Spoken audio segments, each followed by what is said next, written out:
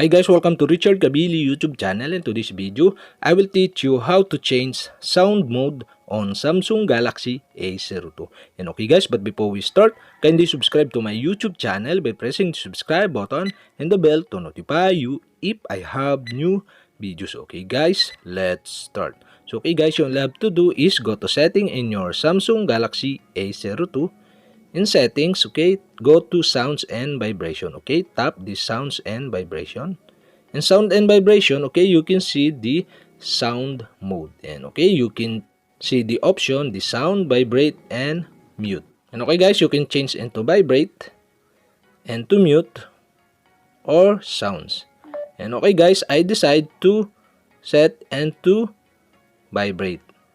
And okay guys, that's it. We have successfully changed the sound mode on Samsung Galaxy A02. And okay guys, that's it. And if you have a question, kindly comment below. And don't forget to hit the subscribe button and the bell to notify you if I have new videos. Okay guys, thank you for watching.